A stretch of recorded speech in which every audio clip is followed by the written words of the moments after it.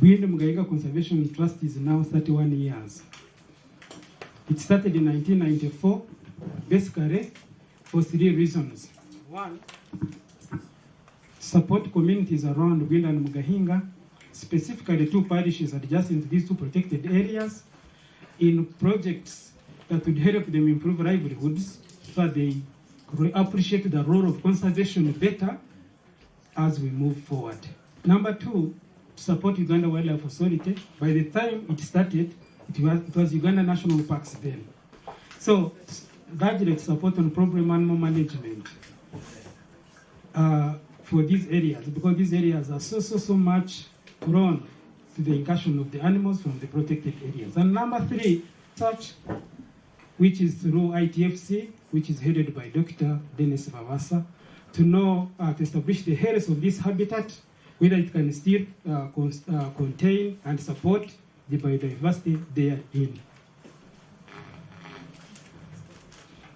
The strategic objective looks very small, but guess of when I have that printed, you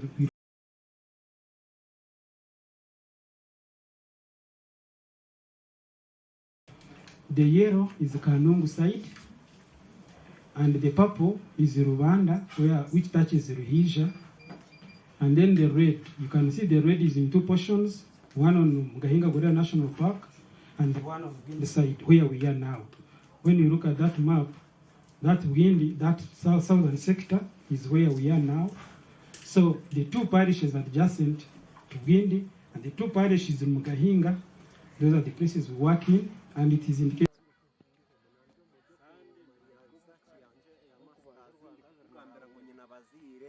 This organization is governed by a trust management board, which constitutes 12 members.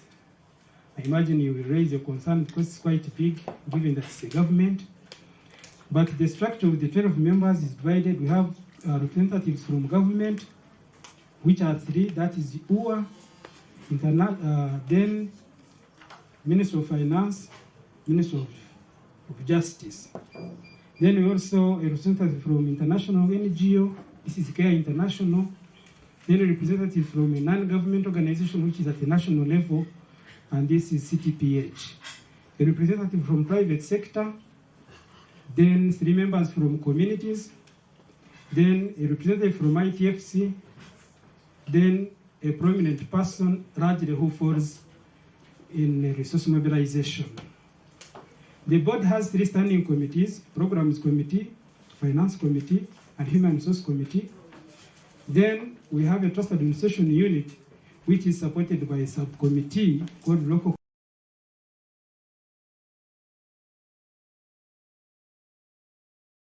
These board members are appointed by the Minister of Tourism. Then number 2, what are our activities?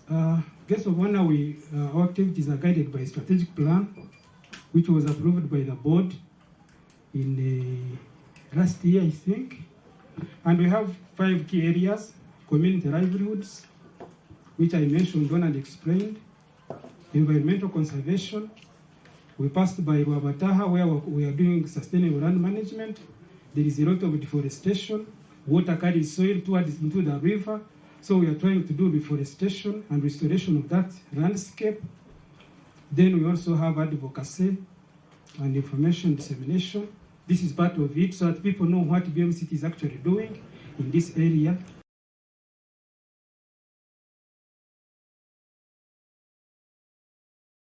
The issue is community empowerment. We do community empowerment chief guest by a model called Conservation Development and Business, CODAP. This conservation development and business comes in a reason we used to give individuals as individuals. Over time, we found that we could not trace impact. So we said, if we work in groups, then we are able to trace impact, and sustainability is able. And then we increase partnerships. So this model of conservation development and business has 4 pillars: group formation, enterprise or business development service,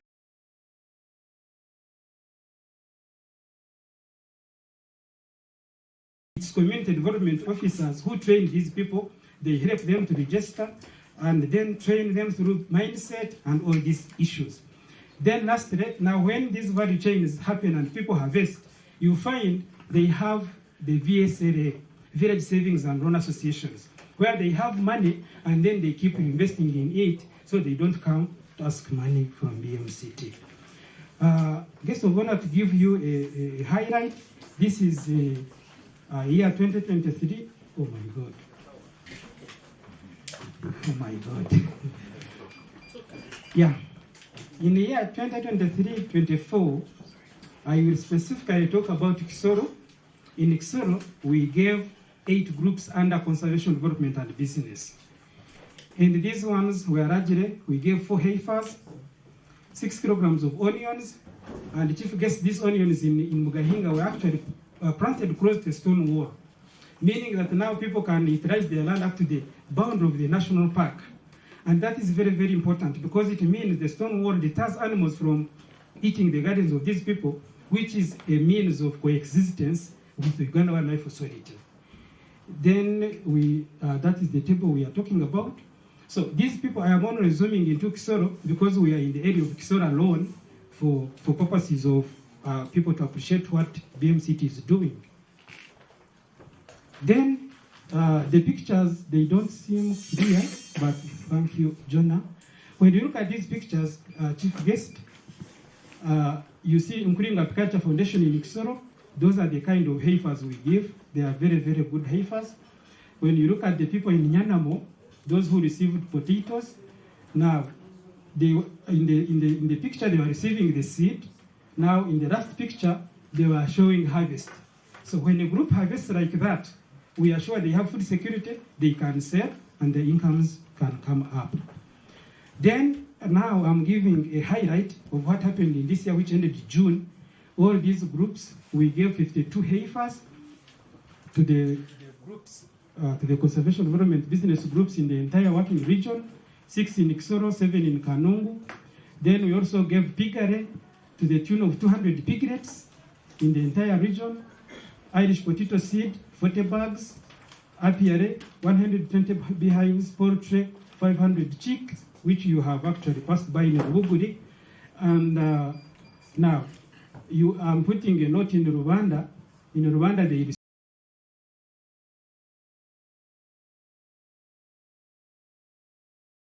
these are some of the pictures showing people receiving these animals when they are taking them. Then this one is village savings. Once they sell their produce, they are able to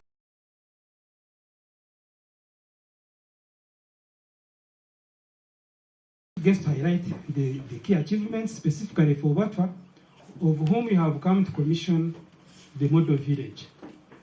Now, BMCT invested in BATWA largely because these people claimed they used it to stay in the national park, and after gazetting the national parks, these people remained around.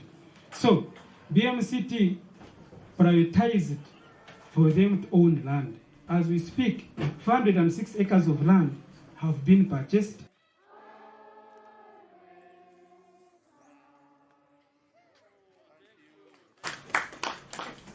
Now, the distribution of the land is indicated in Kanungu, 173 acres, Kabare, Rwanda, 93, then Kisoro, 138 acres. So far, we have resettled 303 BATWA households and provided them with startup kits, like where we were. You would find that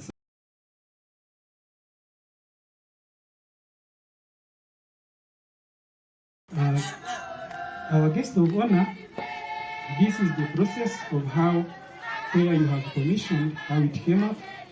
You see the man coming from that mud house. Then you see now where the house is, the other extreme corner, where it's been.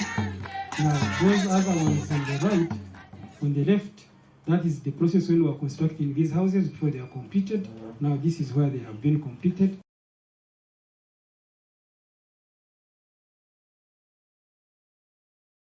We have also done some other work among BATWA, capacity building.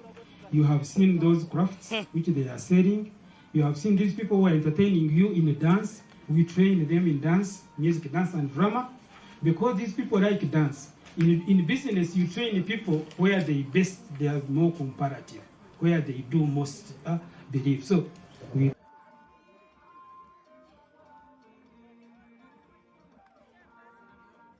further still, BMCT has invested in scholarship for these people, because like you have heard, these people are not participating in development of this of other people, and one of it is because of lack of education. So we have provided scholarship. Our chief guest will pass by Rubuguru Primary School. You saw those BATWA pupils who were putting on uniform labeled with BMCT. Those are part of the one of the BATWA we support in primary. So far as we speak, we have 87 who are being sponsored. 37 of them are males, 50 are girls. We have 5 in secondary school.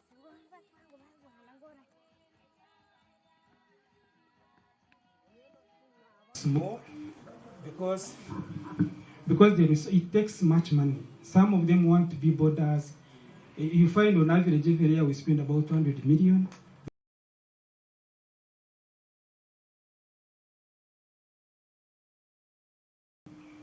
Is able to show you the BATWA who graduate. Those who graduate from vocational studies, we give them toolkits. So those are the ones who have graduated and the respective system that has been given to them. Chief guest allow me also to talk about climate change, because I would not do good as a conservation organization if I don't talk something on this, given what we are doing. You have seen one of the institutional energy stove at one of the primary. You had evidence how these people are using 3 lorries in a term. Now they are using 1 as a result of improved energy stove. We have planted 259, we have also constructed 259 improved energy stoves at household level in different respective homes. Then we have also established SLM, like you saw at Wawataha River, how that whole landscape is degraded. We are constructing trenches. We shall stabilize trenches with some trees so that people can harvest trees, feed their livestock, get steaks, and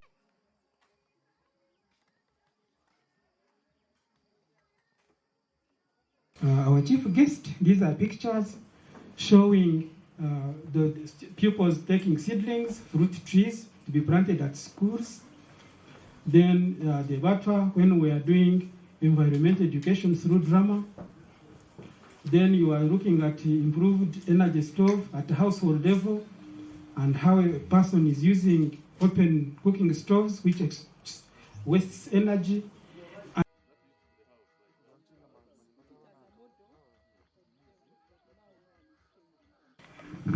On support to UWA, we have done quite a lot. In these pictures, chief guest, you will see we supported popularization of compensation policy. It was, we invited the 3 districts, and that is the picture where we are doing it. Protection and management of problem animals. You are seeing the construction for baboon traps. We have also planted Mauritius thorns.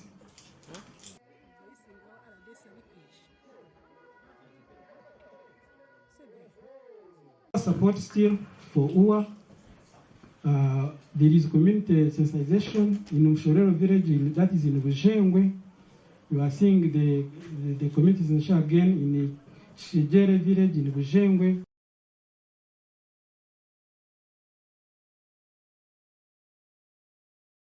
BMCT also did not leave out UWA.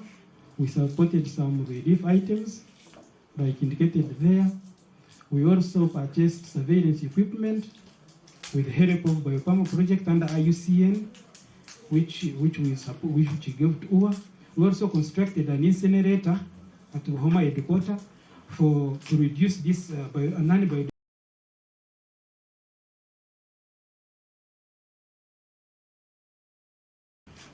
Chief guest, allow me to give a highlight, just a summary of what BMCT has given over the last 31 years. In support to UWA, which is very, very key, they are indicated there. We have also supported research around these protected areas through ITFC. As we speak, the ITFC is actually documenting successes for the last 31 years.